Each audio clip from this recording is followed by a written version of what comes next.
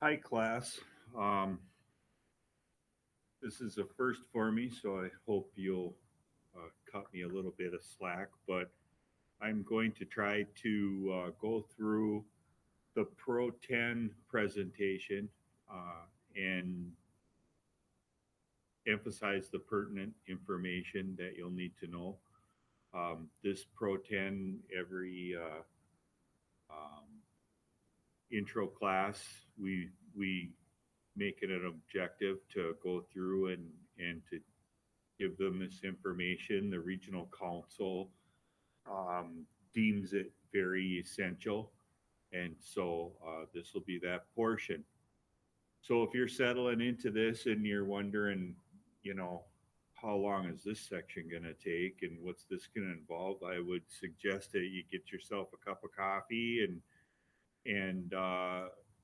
settle in for a while because this is a presentation that generally takes us 4 hours to do.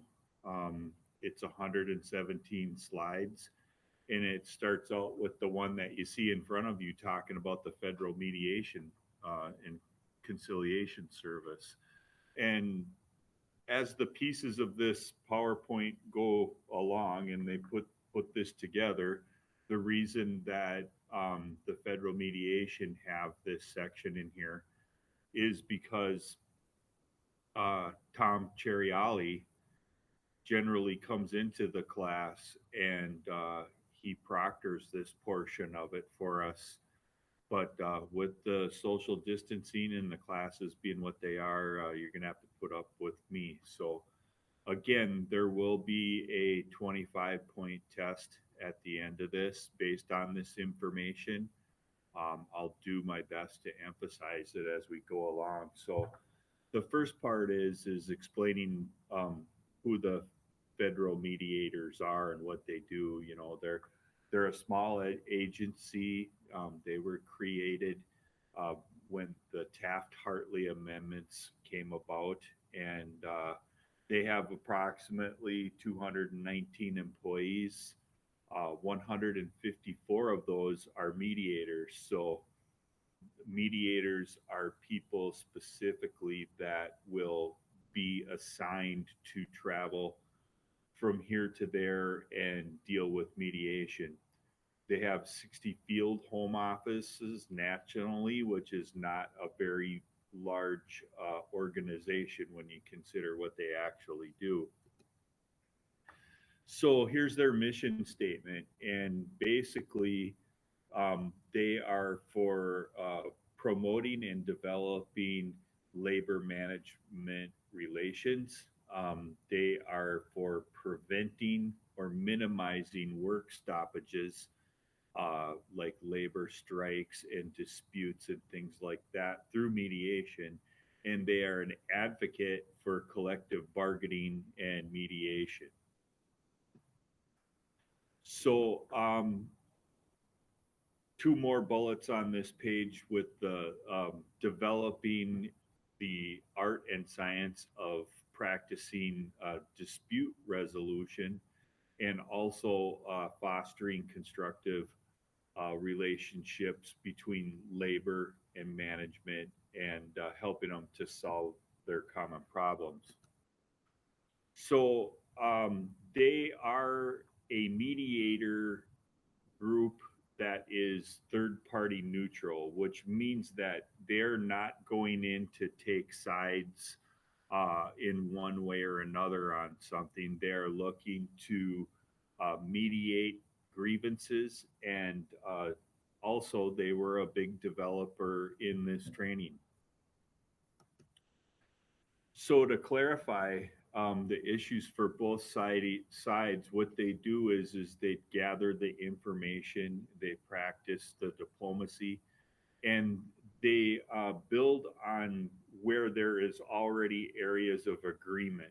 So if you have two sides and they are looking at something, they find out what do they agree upon, and then they identify the things that they don't agree on, and they go back and forth, and they maintain confidentiality during that whole time.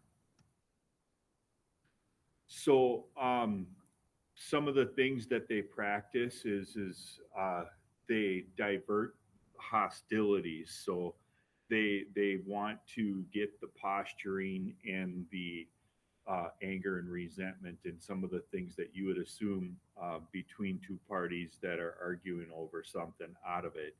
They filter out the negatives. They eliminate posturing and they explore the possibilities of coming to a settlement in the dispute. So here's a list of some separate different things that they do, you know, when they describe their jobs. And you'll see on the last bullet there that they assist with the apprenticeship training. So that is who the federal mediation is, and you will see where that piece fits into the Pro 10 now as we go into the PowerPoint for Pro 10. So here's the situation. Even though we have the best technical training that there is, and you carry a lot of pride onto your work sites about being union and what you do, we have a decreased market share. And if you look at this graph, and you know, on your left side, when you look at this, you'll see that it starts out in 30, and then it goes to 1935 and 40 and 47 and 50 and 55. If you look all the way up to the top of that graph, you'll see that the market share in that time was that they had upwards of 80% market share. And we're talking about our unions. And that was true all the way after World War II up through the 60s and into the 70s. But then if you look in from 1975 to 1980, there is a drastic drop in market share and density, and all the way up until you see to 2004 that it's down to between 10% and 20% market share. So this is a graph. It's an accurate graph, and it shows that where we have been and where we have come to now. So on this slide, it says that in 1983, the BLS, and the BLS is the Bureau of Labor Statistics, and you'll want to remember that for your test, the Bureau of Labor Statistics. They started keeping the records, and what they showed is that there was 17.7 million union workers, and that equated to approximately 20% of the workforce. That was in 1983. So now in 2018, the latest data that they have from the Bureau of Labor Statistics says that we're about 10.5%. So the bottom line is 13.2% of U.S. workers employed in construction were union. And the question that they're posing is that enough? So in 2018, 15% of workers represented by a union equaled 395,000 workers.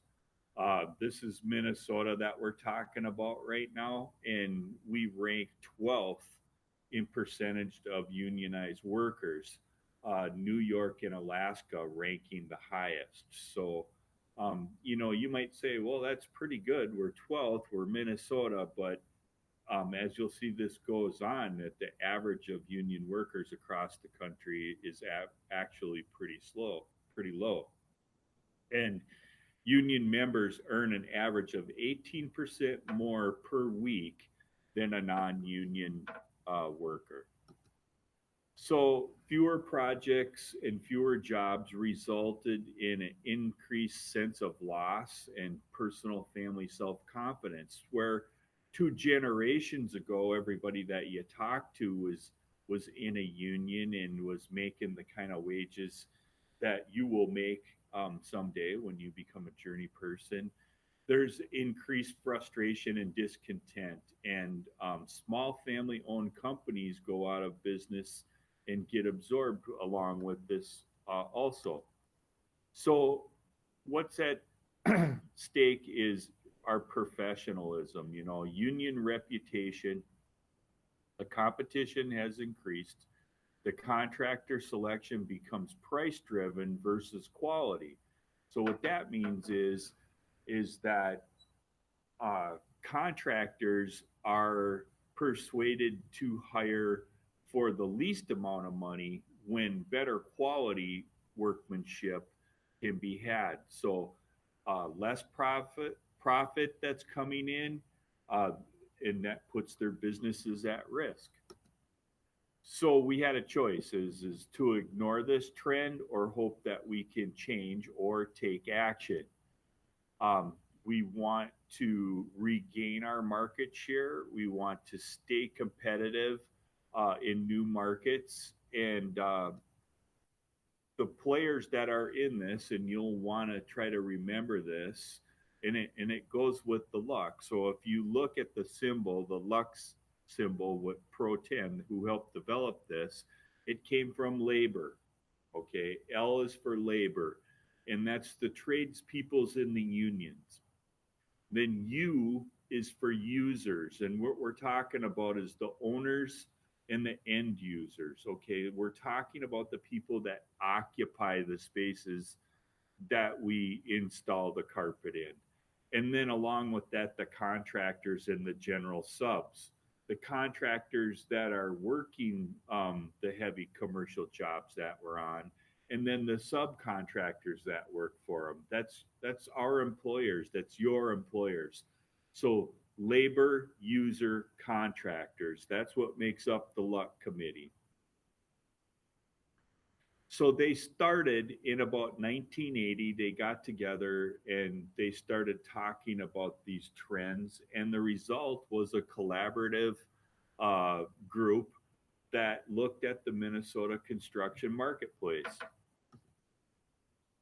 So the Luck Committee, the Labor Users and Contractors Committee, um, put together this information, and they started to disseminate it and put it across and use it in apprenticeship trainings. And here's what they came up with: www.constructioncareers.org.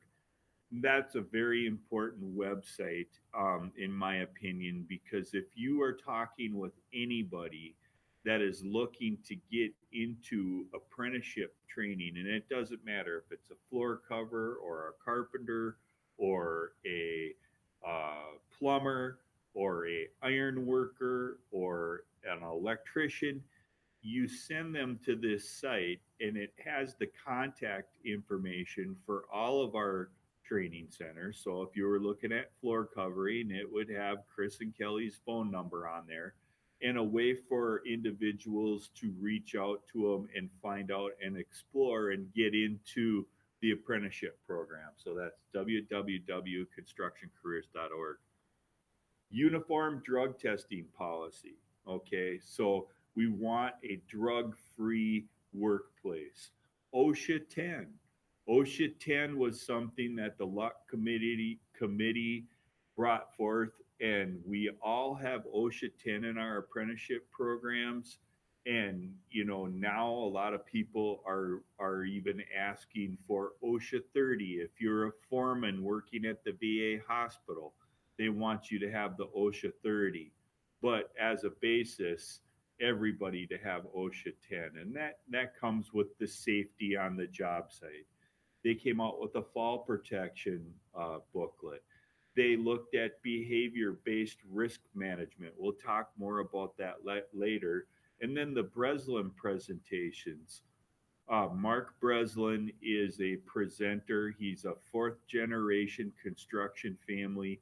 His father, his grandfathers, his grandparents for generations have been running construction companies and have been working in the construction trade. He's a believer in what we do. He believes in the union, and he has come up with a lot of these ideas and marketing programs and travels all over the country and speaks to hundreds of labor organizations a year. And it's basically in regards to what we have to do with our behavior, with our presentation and stuff that will follow more in the next few slides. So the mission is deliver the highest quality, cost-effective projects on schedule and within budget by employing and supporting motivated, focused teams. We are committed to adding value for our clients, those safety, innovation, integrity, professionalism, and productivity to be carried through and maintained. So again, who the luck committee are, there they are. And that's something that's going to be a test question. So laborers, users, and contractors. So the Pro 10 program is modeled after the OSHA 10. What we're doing here is we are getting the Pro 10 mandatory Core 4 foundation course. So the second bullet right there. When we go back and we are able to get the other core topics in, and with some flexibility that we'll get all together, we can get the full Pro 10 card. And the last statistic on this slide says that in September 3rd of 2019, there were 17,926 Pro 10 trained uh, students or journey persons that were out there. In other words, when you see that Luck Pro 10 sticker on somebody's helmet, that means that they've taken this class.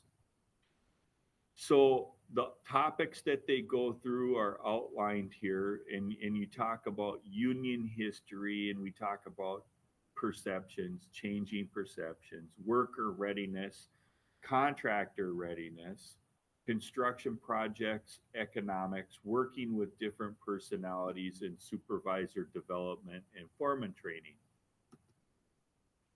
Okay, so on this page, the list of elective subjects go on.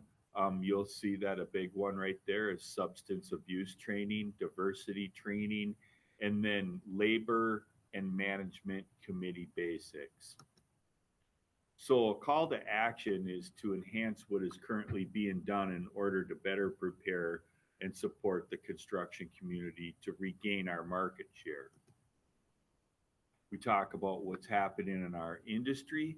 We talk about how to influence what's happening and how to stay competitive. Safety, communication, mutual respect, and professionalism, individually and collectively. These are all areas to focus on when we're looking at the Pro 10. Okay, union pride, quality, productivity, and value, that is our foundation.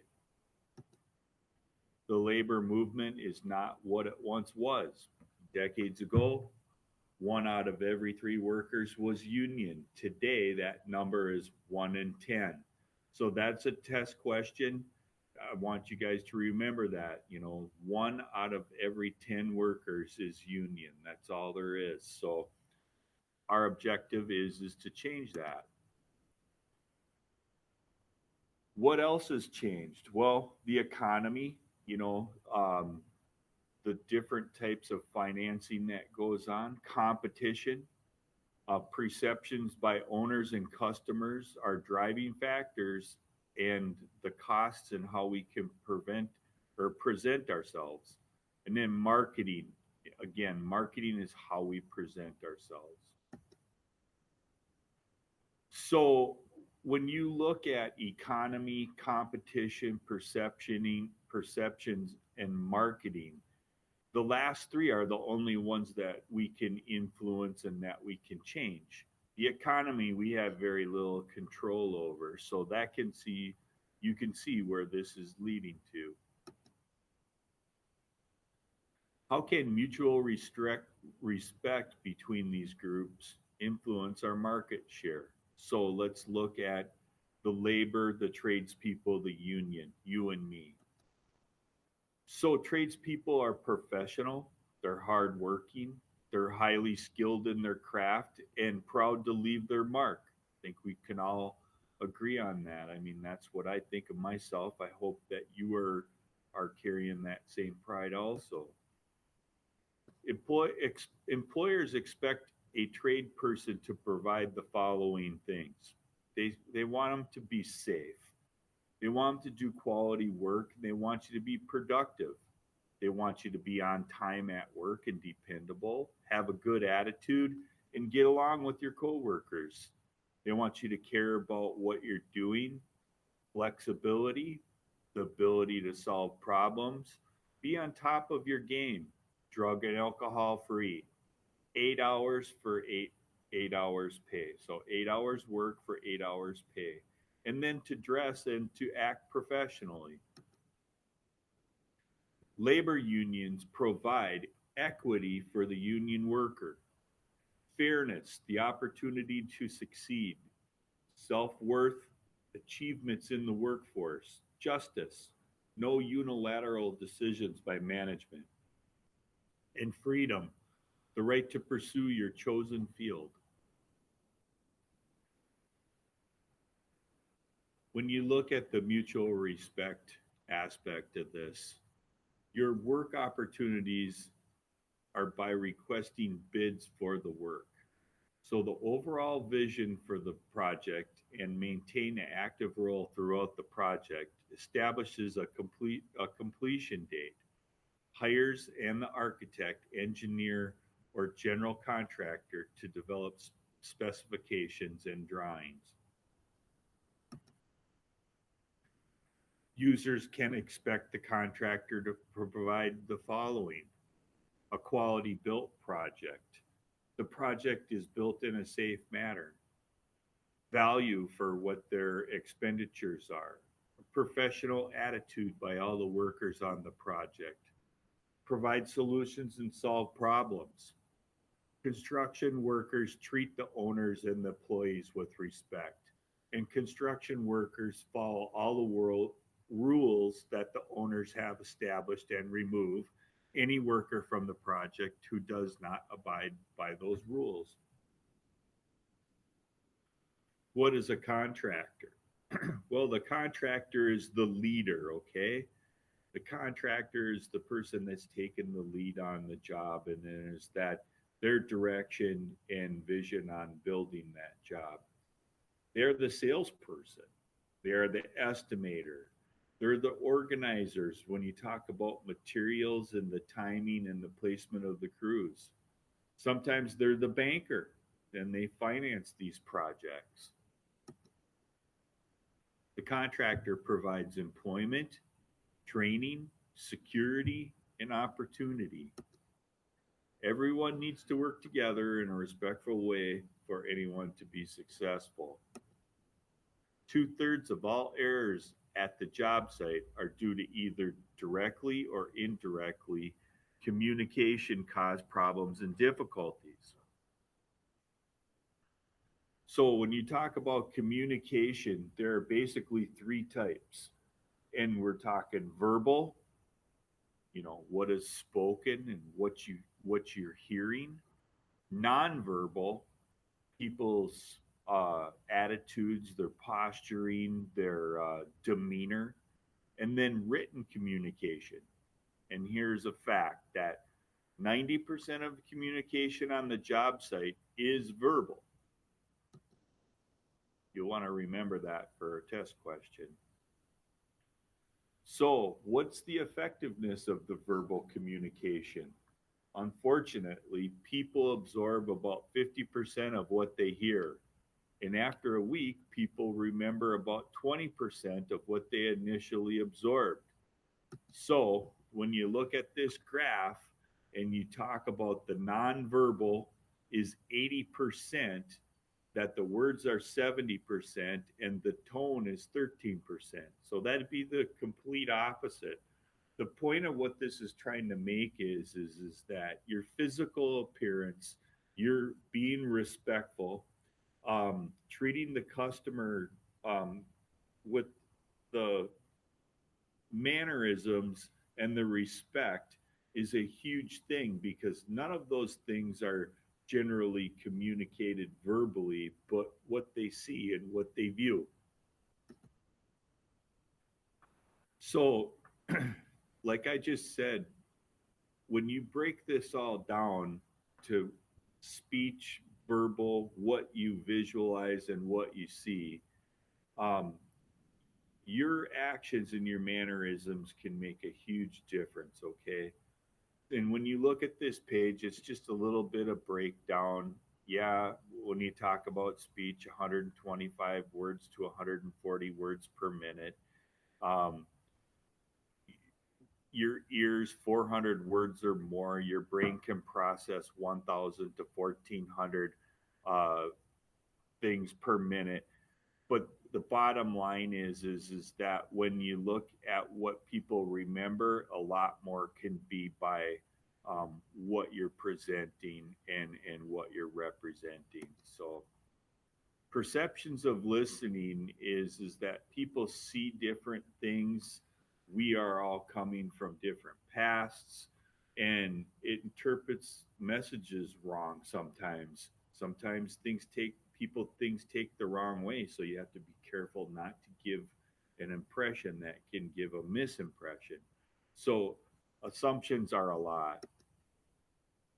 So active listening is what, how, why, who, and what. Okay, so again, to go through these bullets, what is being said, how it's said, why it's said, who said it, and what is not being said.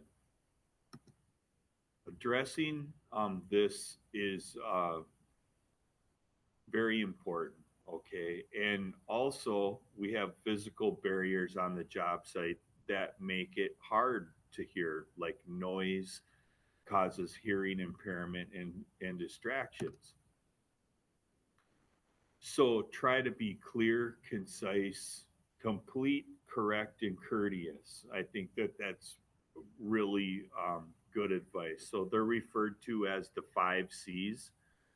Um, and if you just try to keep it to the point when you're talking, to be courteous when you're saying that, and it's okay to say, I don't know the answer to something, I'll try to find out, or I'll refer to somebody that does.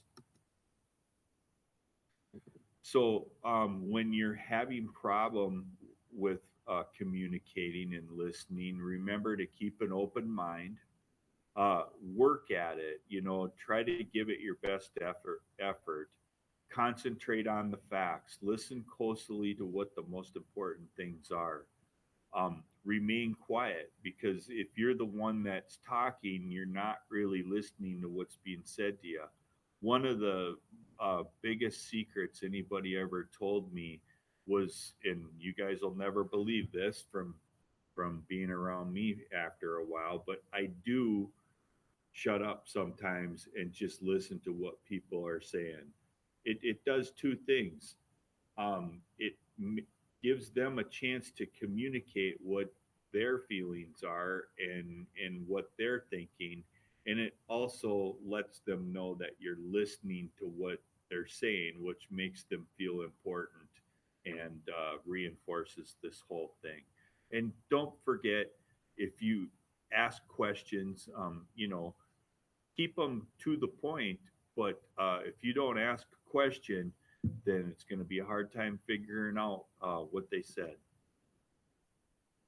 Remember that 2/3 of all errors that happen on the job site are either directly or indirectly caused by communication.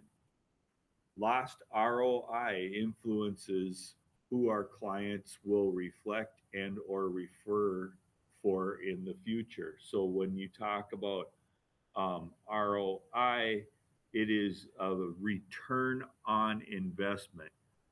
ROI, lost return on investment. That'll be a test question. They'll hit on again later. Our reputation's at stake. How does the marketplace see union workers today? I mean, what's your perception of that? It seems like the unions are in the news all the time. What do you hear when you turn on the news and you hear them talking about the unions? That's generally what people are thinking. What kind of messages about our union and union workers are being put out by the media? Okay, kind of think about that. And why are these messages out there? To give some thought about those questions on the previous slide, um, here's some bullets of some things that are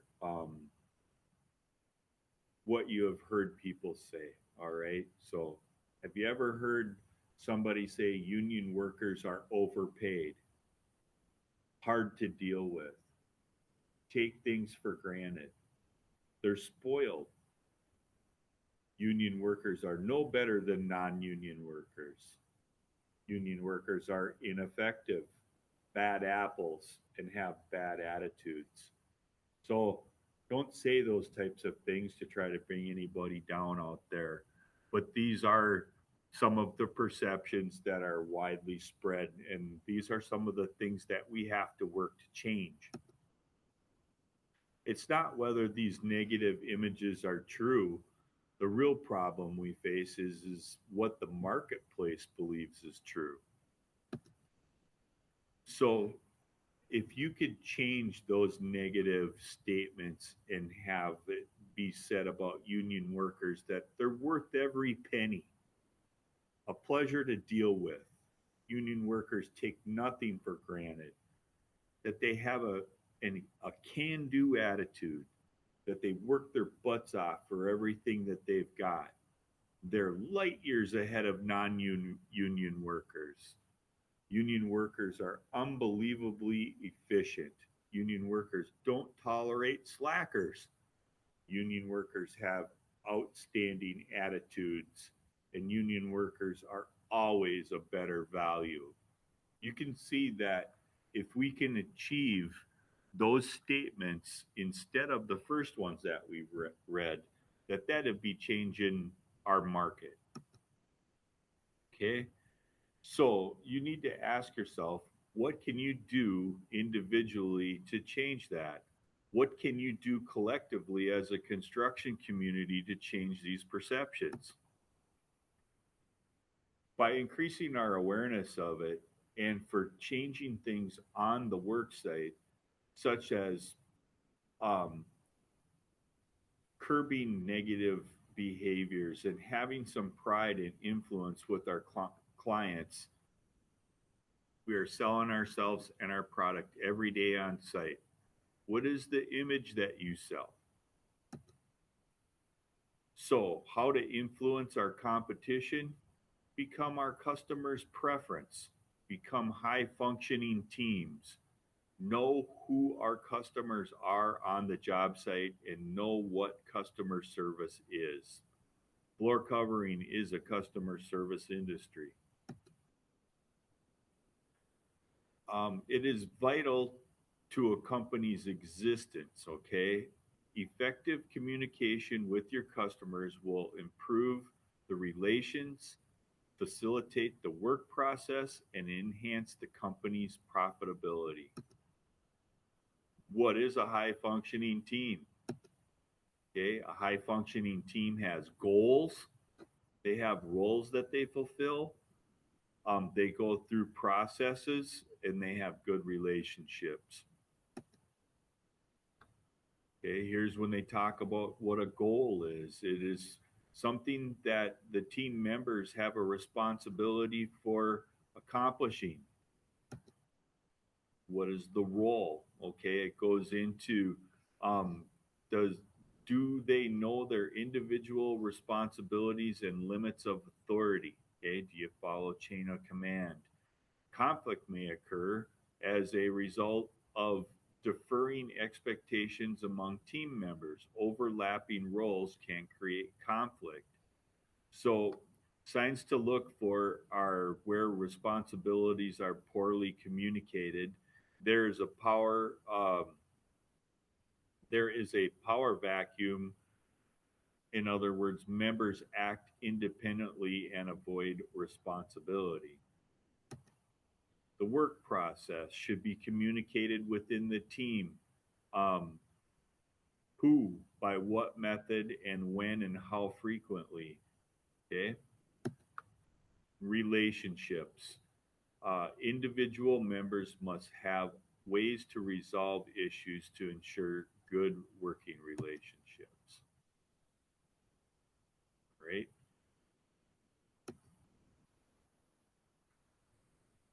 Attributes of a high functioning team has performance objectives.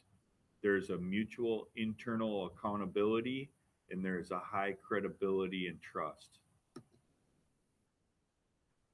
Remember this, that economy we have no control over. Competition we can influence.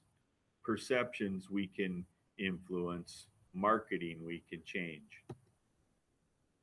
So when you look at the core four areas of focus, safety, communication, mutual respect, and professionalism, we'll move on to the next section. How can we influence that market share?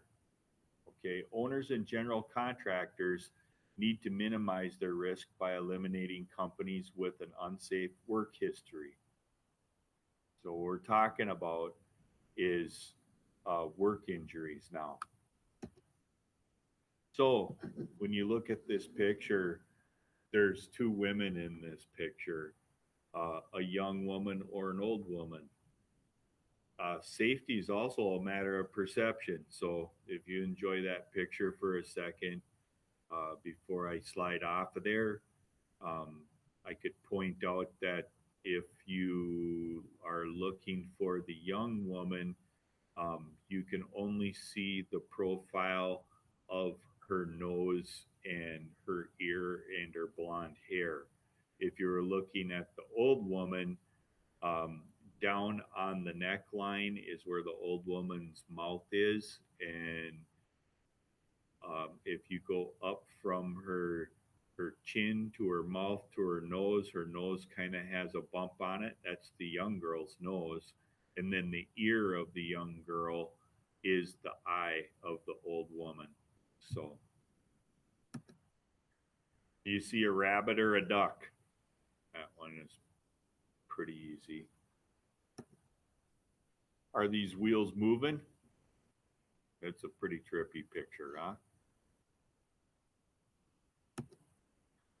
So, what's wrong with a few injuries? For example, what is 0.1%? Doesn't sound like much, but this could mean that you or the person next to you gets hurt. Why isn't 99.9% good enough? Okay, well, if you think that it is, that equates to 1 hour of unsafe drinking water every month. Um, two unsafe plane landings per day at O'Hare International Airport.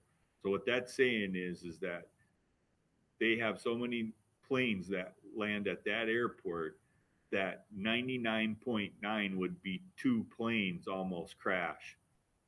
50 newborn babies dropped at birth by doctors every day. That's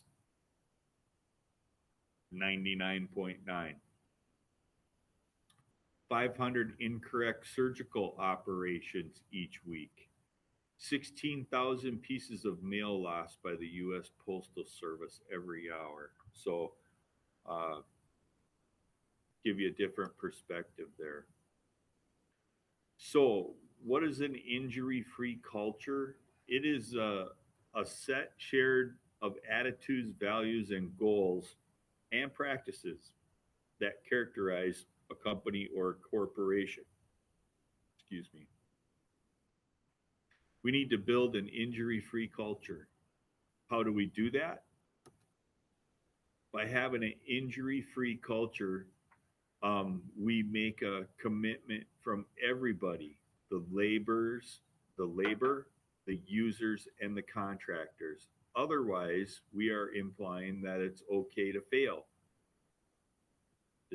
the difference is this. This is the injury-free culture best practices, management commitment, staffing for safety, safety planning, pre-project and pre-task checklists, safety training and education, worker involvement in education, recognition and rewards, subcontractor management, incident reporting and investigation, and substance abuse testing, accountability. Okay.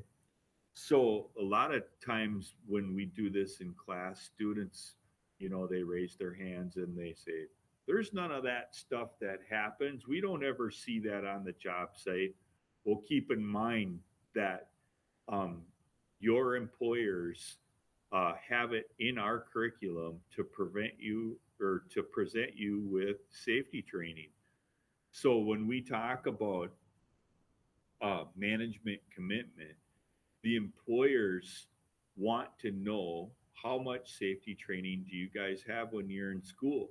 And basically, every year that you're in school, we have equated over 50 hours of your training goes into safety type of training. Now, that's everything from OSHA 10 to what we're talking about here in Core 4 to when you go out onto the shop and we give you tool safety before you run the buzz saw or the table saw, or when we're talking about knifing in products and which side to be on the material when you're cutting.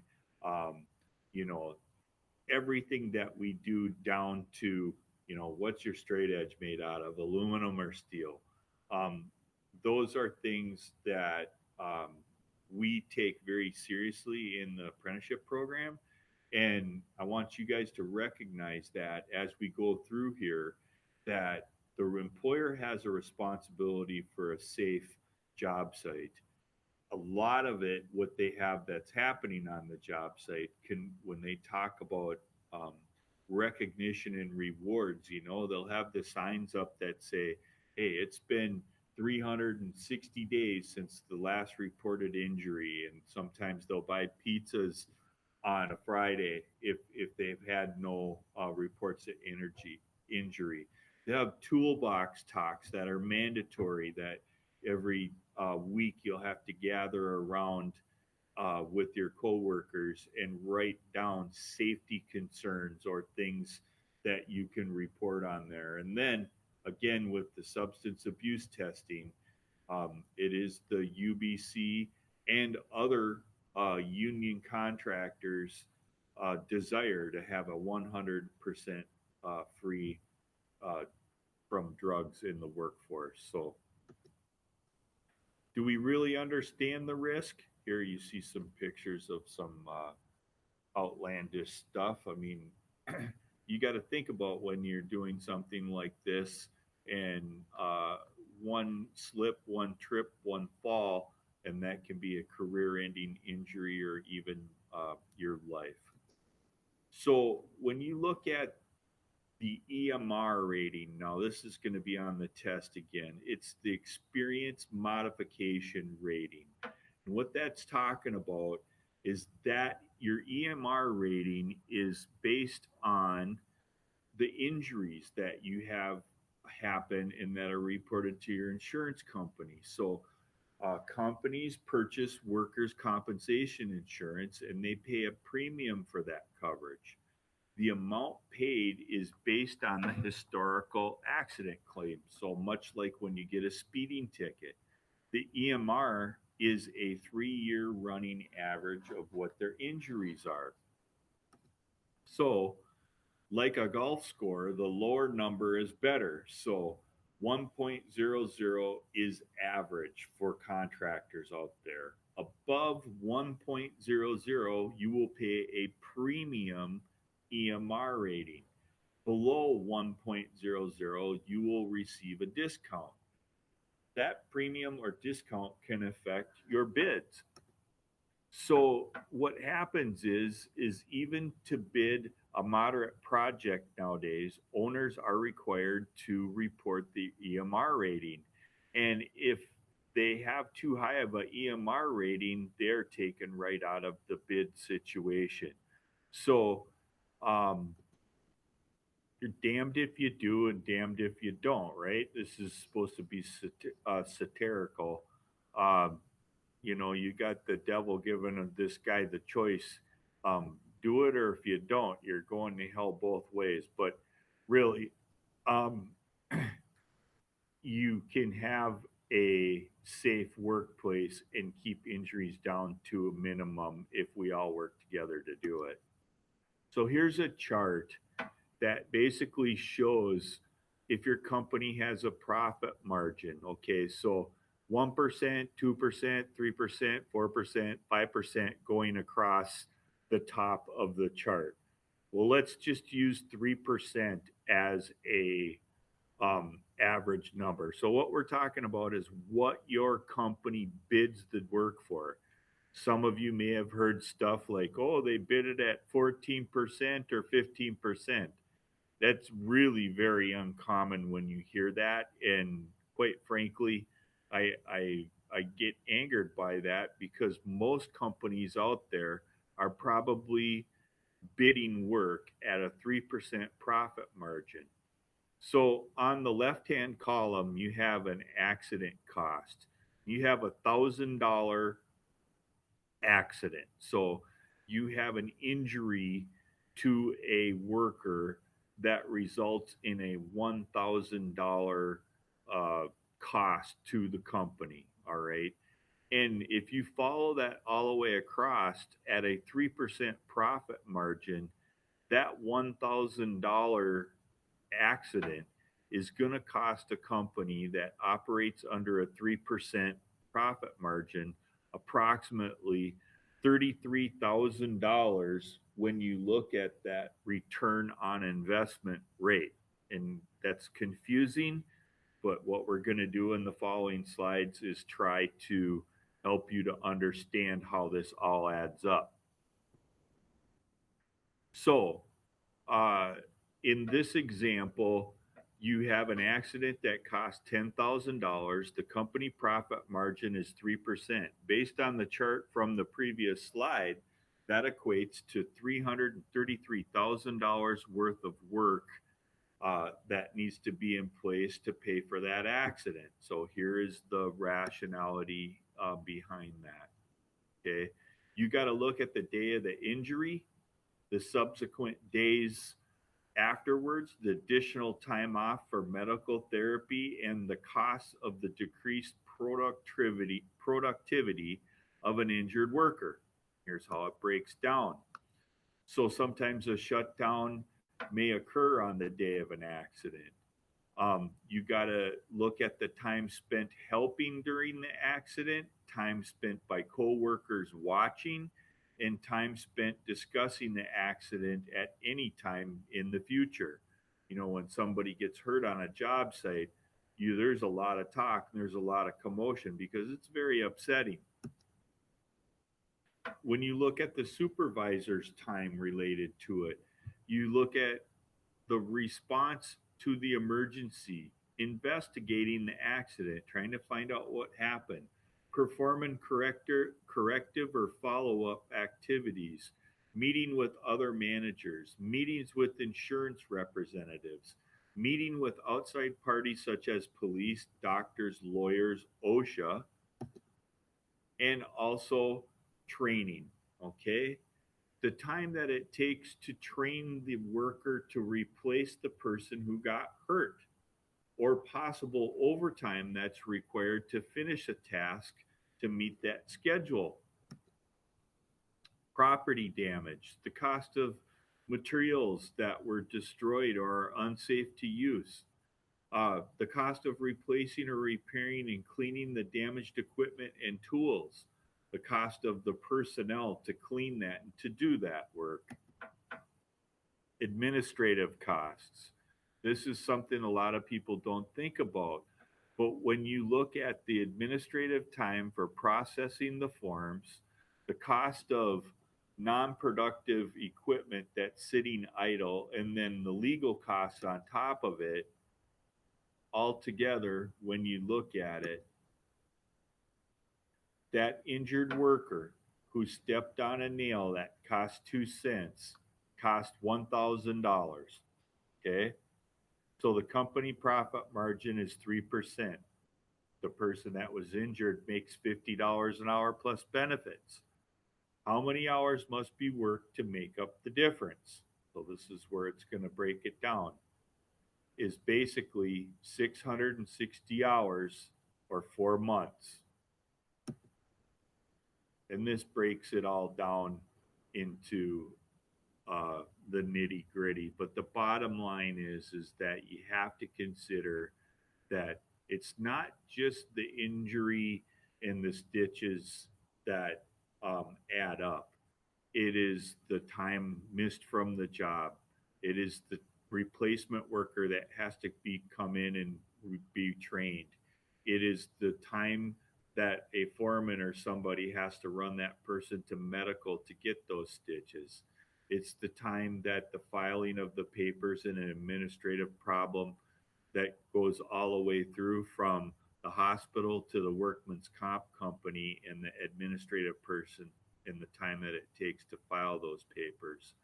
So a replacement worker is only 80% as efficient as the injured worker. That's the last statement saying there.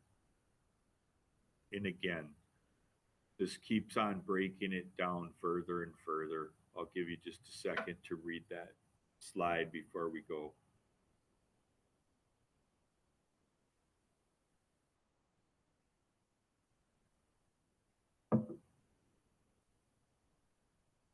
I hope you guys are with me. We're making pretty good time. We're on slide 101, so we are getting through this. Looking at the indirect costs again and breaking them down. Okay, when you talk about administrative support, typing reports, talking with insurance companies, you figure $30 at 3 hours, that's $90. Project manager reporting to their office and answering calls and emails and questions about the accident. $100 an hour times 2 hours. 5 workers who spent time talking about the accident for 30 minutes. So you got 5 workers at 30 minutes apiece equals 2.5 hours at $50 an hour is $125. The same 5 workers work at 60% efficiency for the rest of the day. Okay, it breaks that down. $4,092.52 or 50 cents indirect costs on that scenario. So when you take the direct costs, $1,000 for the nail, and you take the indirect costs at $4,092.50 and you add them up, and then, then you take the profit margin at 3%, that basically comes out to be $143,000 worth of work. That slide is cut off there. I apologize. And then the bottom part that you can't almost read right there is for a 2-cent nail. All right, so relationships in an injury-free environment are ones of professionalism, safety, communication, and mutual respect. Loss return of investment, again, there it is, ROI, influences who our client will select and or refer for future products. So by having a safe contractor, you get more future work out of that.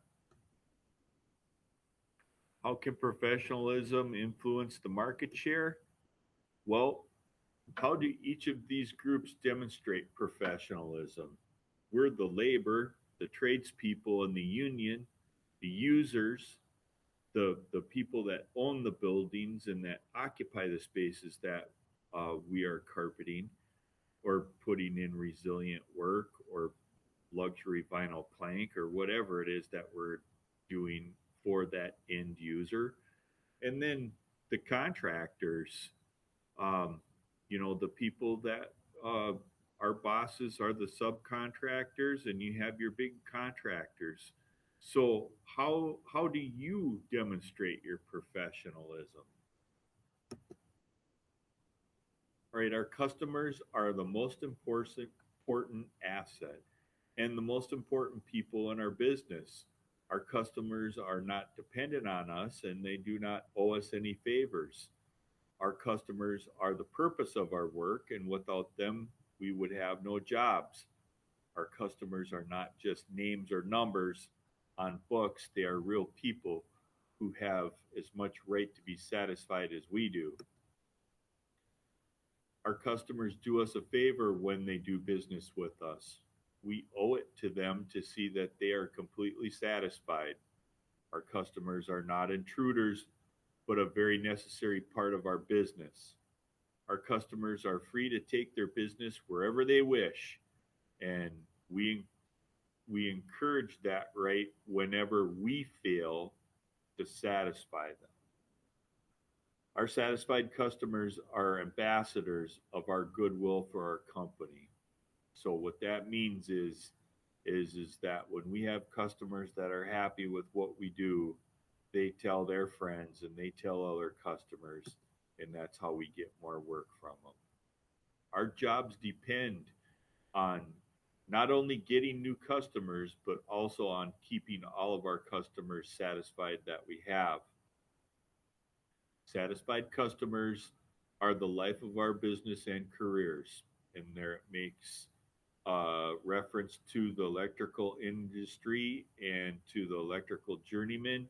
And that is because that is where this originated out of the IBEW, the electrical came from. That's actually Tom Cherriali, who I mentioned in the beginning of this presentation, that now works for the National Labor Relations.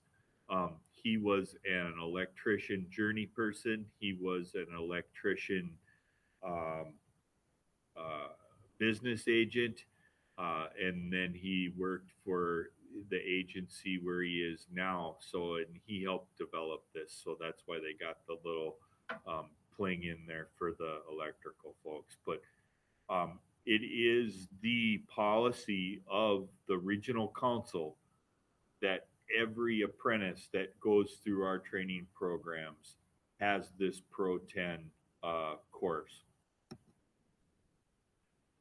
So there again, it's just posing you with a couple of questions as we finish this up here, in terms of kind of putting what can you do? All right. Um, Take the challenge to take back our market share by enhancing our professionalism. Okay. If not now, when? All right, everybody. So um, you can go on to take the test now, and with the completion and passing the test, you will receive the Pro 10 Core 4. Thank you.